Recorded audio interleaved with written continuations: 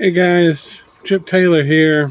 One of the things that we ran into in 2018 was that, Ukraine for me was pretty much an economic desert. And I came here originally in 2009 as a missionary, had a little bit of financial support in the States, cut my expenses way down, lived in a monastery for a while.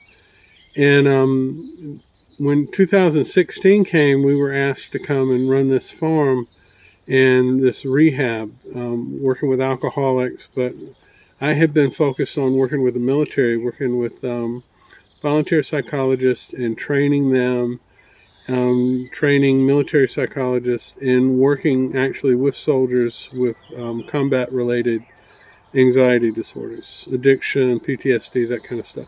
But there was really no funding for that. And when we came here, we were given a place to sleep, and that was about it. But they had a little bit of acreage here, and so we've been able to generate some income. And that's kind of what I want to talk about. This is, like I said, this is pretty much an economic desert, especially since the violence escalated in 2022. And so our whole purpose of generating revenue is to be able to keep the lights on and not charge our patients anything. And so in order to do that, we had to figure out a way to make a living. Now, when I first came here as a missionary in 2006 in Moscow, I didn't have family.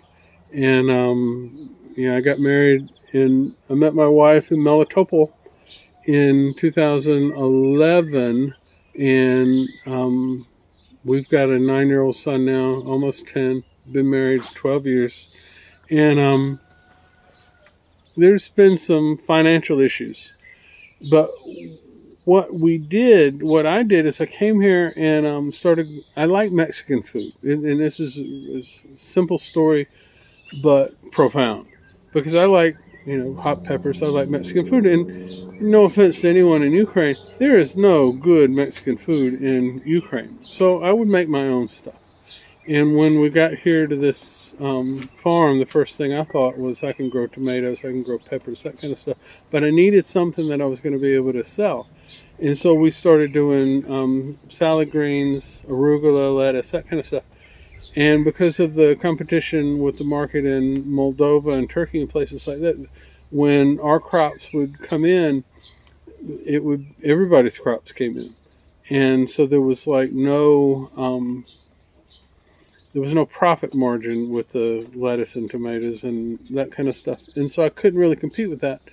But I made some salsa, and an American friend of mine came down and he said, can you make some more of this? I said, of course. And so he took some to Kyiv, and I got a phone call about 2 weeks later asking, could I bring more of the salsa to Kyiv?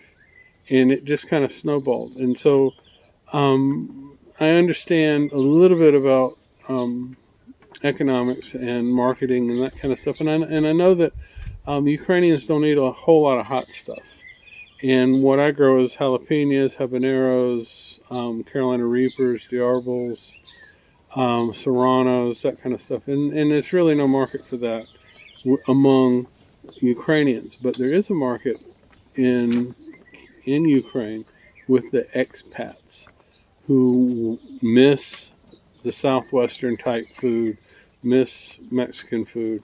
And so I could cater to that. And so that's what we did. We took what we had and what we knew, and we used it to generate an income. Now, I've got 3 greenhouses here. We're really on less than 2 acres, but I'm able to produce enough to where we can generate an income. We're not getting rich, but because what we do is we take our peppers and our whatever ingredients we're growing, tomatoes, that kind of stuff, and we make a salsa and we make a hot sauce, and then we cater just to the expats. We don't even try to sell to the local population. We do some sales with the locals, but almost none. And so that's allowed us to be able to keep the lights on, keep food on our table, and provide psychological support for people who would be normally falling through the cracks. Because, like I said, we don't charge anything. I took our situation and saw what we knew how to do, what we had available, and what can we do to better ourselves economically. Now, what we do in addition to providing psychological help, we deal with a lot of refugees. And we deal with a lot of family members of soldiers. They've either lost their family members. A lot of people in a lot of hurt.